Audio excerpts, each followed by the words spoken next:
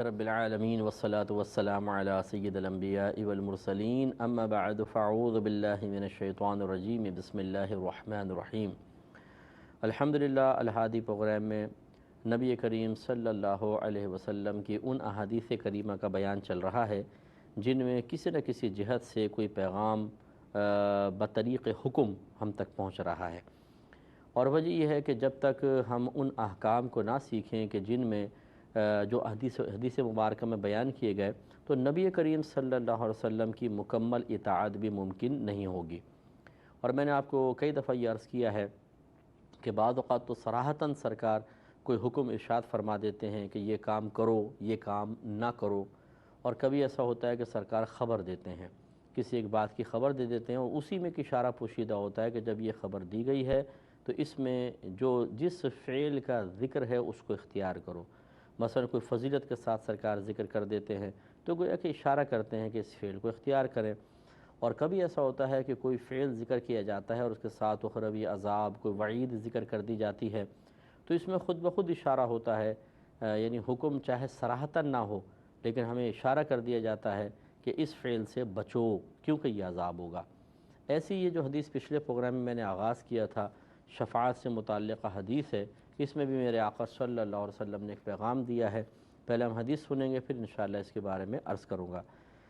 تو حضرت ابو ہریرہ رضی اللہ تعالی عنہ سے مروی ہے، کہتے ہیں کہ ہم ایک دعوت میں رسول اللہ صلی اللہ علیہ وسلم کے ساتھ تھے تو آپ کی طرف دستی کا گوشت بڑھایا گیا۔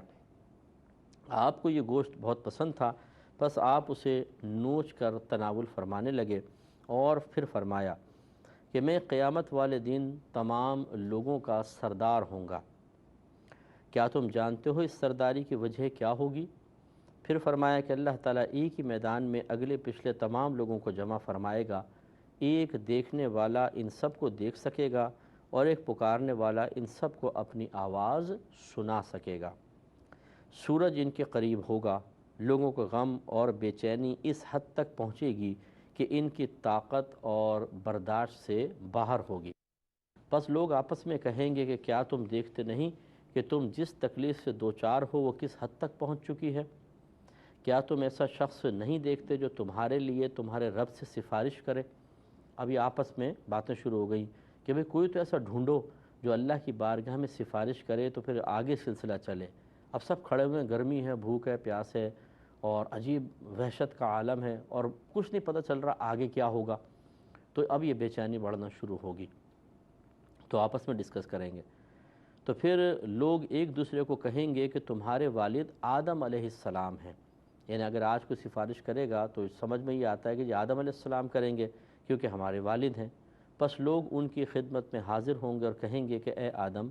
آپ تمام انسانوں کے والد ہیں، اللہ تعالیٰ نے آپ کو اپنے ہاتھ سے بنایا اور آپ کے اندر اپنی طرف سے روح پھونکی، اور اللہ عز و جل نے فرشتوں کو حکم دیا، پس انہوں نے آپ کو سجدہ کیا اور آپ کو جنت میں آباد کیا۔ کیا آپ اپنے رب سے ہماری سفارش نہیں کریں گے؟ کیا آپ ہماری وہ تکلیف نہیں دیکھ رہے جس میں ہم مبتلا ہیں اور جس حالت کو ہم پہنچے ہوئے ہیں؟ تو حضرت آدم علیہ السلام اس کے جواب میں فرمائیں گے کہ آج میرا رب اتنا غضب میں ہے کہ اس جیسا غضبناک وہ اس سے پہلے کبھی ہوا ہے اور نہ آئندہ کبھی اس جیسا غضبناک ہوگا۔ اور پھر عرض کی فرمایا کہ اس نے مجھے جنت میں ایک درخت کے پاس جانے سے منع کیا تھا، لیکن میں نے اجتہادی خطا کی اور میں وہاں تک پہنچ گیا، تو مجھے تو آج اپنی فکر ہے، اپنی فکر ہے، اپنی فکر ہے، تم میرے علاوہ کسی اور کے پاس جاؤ۔ پھر مشورہ دیتے ہوئے فرمائیں گے کہ تم نوح کے پاس جاؤ، وہ کریں گے۔ تو گویا کہ آدم علیہ السلام کو اپنی اجتہادی خطا یاد آئے گی کہ اللہ تعالیٰ نے گندم کھانے سے منع فرمایا تھا، لیکن آپ نے یہ سوچ کر کہ جب شیطان نے مشورہ دیا کہ خدا کی قسم میں تمہارا مخلص ہوں، اگر تم یہ گندم کے درخت سے کھا لو گے تو ہمیشہ ہمیشہ جنت میں رہو گے، تو آپ نے اس کو ہمدرد سمجھتے ہوئے یہ غور کیا کہ کیا اللہ نے جو مجھے منع کیا تھا یہ حکم تھا یا مشورہ تھا؟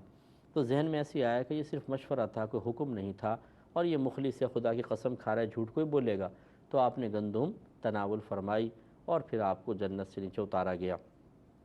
تو حقیقتاً یہ آدم علیہ السلام کی خطا نہیں تھی، گناہ نہیں تھا، بلکہ اجتہادی خطا تھی۔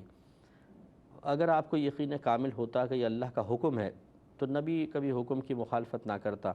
مشورہ جو ہے اللہ کی طرف سے وہ ماننے کا اختیار ہوتا ہے کہ مانے یا نہ مانے۔ تو آپ نے مشورہ سمجھا اور گندم کا درخت کھایا، یعنی اس کا وہ گندم کھا لی اور یہ معاملہ ہوا، تو آپ نے اس کو یاد کیا اور اللہ کا غضب بہت زیادہ ہوگا اس وقت، تو آپ کہیں گے کہ بھئی میرے پاس یہ منصب نہیں ہے، آپ نوح علیہ السلام کے پاس جائیں۔ اب جب لوگ نوح علیہ السلام کے پاس آئیں گے اور تو ان سے عرض کریں گے کہ اے نوح، آپ اہل زمین کی طرف سب سے پہلے رسول ہیں، یعنی آپ پہ صحائف وغیرہ نازل ہوئے ہیں اور اللہ تعالیٰ نے آپ کا نام شکر گزار بندہ رکھا ہے۔ کیا آپ وہ تکلیف نہیں دیکھ رہے جس میں ہم سب مبتلا ہیں؟ کیا آپ نہیں ملاحظہ فرما رہے کہ ہماری بے چینی کس حد تک پہنچی ہوئی ہے؟ کیا آپ اپنے رب سے ہماری سفارش نہیں کریں گے؟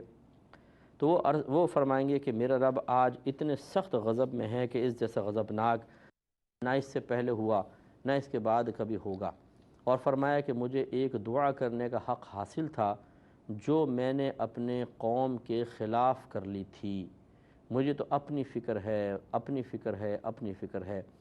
تم میرے علاوہ کسی اور کے پاس جاؤ۔ پھر مشورہ دیں گے کہ تم ابراہیم علیہ السلام کے پاس جاؤ۔ اب نوح علیہ السلام کے لیے ایک دعا، ہر نبی کے لیے ایک ایسی دعا ہوتی ہے جو وہ بچا کر رکھتا ہے اپنی امت کے لیے، اب چاہے امت کے حق میں کر دے چاہے امت کے خلاف کر دے۔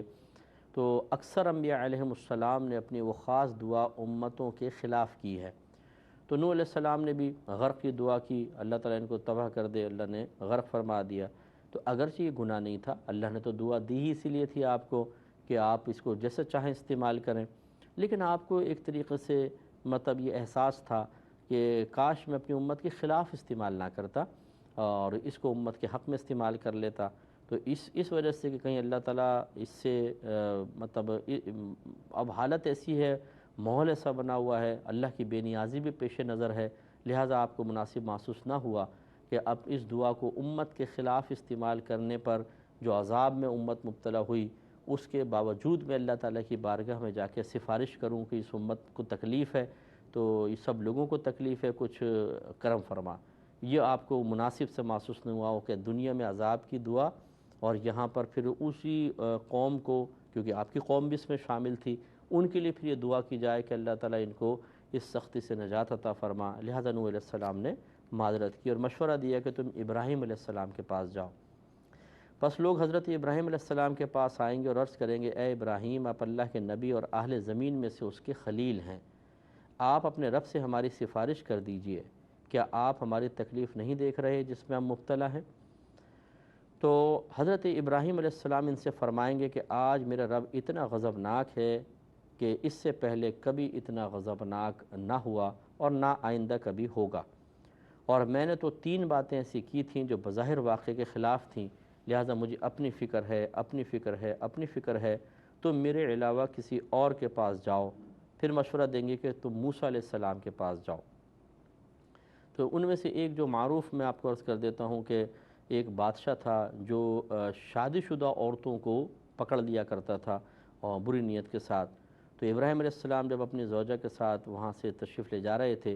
تو بادشاہ کے آدمی آئے اور انہوں نے پوچھا یہ کون ہے؟ تو یہ سوچ کر آپ اگر کہتے کہ میری زوجہ ہیں تو وہ بادشاہ کے ذہن میں برے خیال آتے، تو آپ نے فرمایا کہ یہ میری دینی بہن ہے، یوں دینی بہن، یعنی میری بہن ہے کہا، اور ارادہ یہ تھا کہ میری دین کے لحاظ سے بہن ہے، کیونکہ ہر مسلمان ایک دوسرے کا بھائی بہن ہے۔ تو اس بات کے اوپر حضرت ابراہیم علیہ السلام یہ کہہ رہے ہیں کہ اگرچہ یہ سچ تھا لیکن اس کو توریہ کہتے ہیں کہ ایسی بات کہنا کہ آپ کوئی اور پہلو اس کا مراد لے رہے ہوں اور دوسرے کی توجہ اس کے بات کے دوسرے پہلو کی طرف چلی جائے۔ تو لہٰذا لیکن آپ نے سوچا کہ یہ پھر بھی بظاہر کوئی جھوٹ نہیں ہے، یہ ایک توریہ تھا، یعنی ذو معنی بات تھی، لیکن پھر بھی جو خواص ہوتے ہیں وہ سوچتے ہیں ایسا بھی میں نے کیوں کیا، اس وجہ سے آپ نے مطلب ارادہ کیا کہ میں بھی نہ بولوں اللہ کی بارگاہ میں، اور حضرت موسیٰ علیہ السلام کے پاس جانے کا مشورہ دے دیا۔ بس لوگ حضرت موسیٰ علیہ السلام کے پاس آئیں گے اور ان سے عرض کریں گے اے موسیٰ، آپ اللہ کے رسول ہیں، اللہ تعالیٰ نے آپ کو اپنی رسالت اور ہم کلامی کے شرف سے نوازا ہے، اور اس ہم کلامی کے شرف سے نواز کر آپ کو تمام لوگوں پر فضیلت عطا کی ہے، آپ اپنے رب سے ہماری سفارش کر دیجئے، کیا آپ ہمیں تکلیف میں مبتلا نہیں دیکھ رہے جس میں ہم گھرے ہوئے ہیں؟ تو حضرت موسیٰ علیہ السلام بھی وہی جملے فرمائیں گے کہ آج میرا رب اتنا غضبناک ہے کہ پہلے کبھی اتنا غضبناک نہ ہوا، اور جیسا آج غضبناک ہے نہ پہلے ہوا ہے اور نہ آئندہ کبھی ہوگا۔ اور پھر فرمایا کہ مجھ سے ایک جان کا قتل ہو گیا تھا جس کے قتل کرنے کا مجھے حکم نہیں دیا گیا تھا، چنانچہ مجھے اپنی فکر ہے، مجھے اپنی فکر ہے، مجھے اپنی فکر ہے، تم میرے علاوہ کسی اور کے پاس جاؤ، پھر مشورہ دیں گے کہ تم حضرت عیسیٰ علیہ السلام کے پاس جاؤ۔ اب یہ جان کو قتل کرنے کا مسئلہ یہ تھا کہ حضرت موسیٰ علیہ السلام کی قوم بنی اسرائیل تھی، اور فرعون کی جو قوم تھی وہ قبطی قوم تھی۔ تو آپ ایک دفعہ تشریف لائے، جوان تھے اور بہت زبردست آپ کے اندر طاقت، نبیوں میں ویسے ہی عام آدمیوں کے حساب سے کئی گنا زیادہ طاقت ہوتی ہے، بہت زیادہ طاقت ہوتی ہے، یعنی جسمانی اور روحانی طاقت امت سے بڑھ کر ہوتی ہے۔ تو وہ ان دونوں کا آپس میں جھگڑا ہو رہا تھا،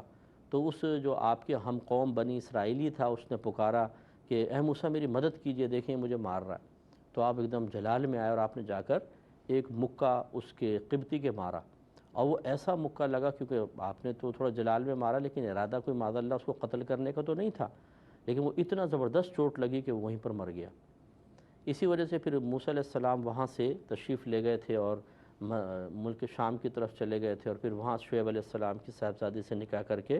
پھر بہت عرصے بعد واپس آئے تھے۔ تو یہ جو آپ نے ایک جان کو آپ کے ہاتھ سے ایک شخص ہلاک ہو گیا تھا، اگرچہ اس میں آپ نے کوئی جان سے مارنے کا ارادہ نہیں کیا تھا، اقدام قتل کا ارادہ نہیں تھا، نادانستہ طور پر یعنی نہ چاہتے ہوئے بھی ہو گیا تھا، لیکن آپ پھر بھی بہرحال یہ فرما رہے تھے کہ حکم نہیں تھا مجھ سے ہو گیا، تو آپ خود ہی اس کو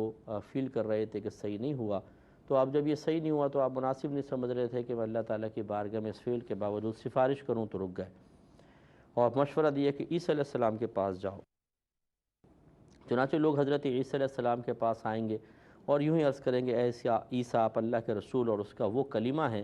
جو اس نے حضرت مریم کی طرف القاء فرمایا، اور اس کی روح ہے، یعنی اس کی طرف سے پھونکی گئی روح ہے، اور آپ نے گہوارے میں یعنی جھولے میں جب چھوٹے سے تھے لوگوں سے گفتگو فرمائی ہے۔ یعنی انعام اس لیے ذکر کریں گے کہ بھئی آپ بڑے پہنچے ہوئے ہیں، آپ ہمارے لیے سفارش کریں، آپ اپنے رب سے ہماری سفارش کر دیجئے، کیا آپ وہ تکلیف نہیں دیکھ رہے جس میں ہم مبتلا ہیں؟ تو حضرت عیسیٰ علیہ السلام بھی وہی فرمائیں گے کہ میرا رب آج سخت غضب میں ہے، اور اس جیسا غضبناک نہ وہ پہلے کبھی ہوا نہ آئندہ کبھی ہوگا۔ روایت میں آتا ہے، حضرت ابو ہریرہ کہتے ہیں کہ حضرت عیسیٰ علیہ السلام اپنے کسی قصور کا ذکر نہیں فرمائیں گے،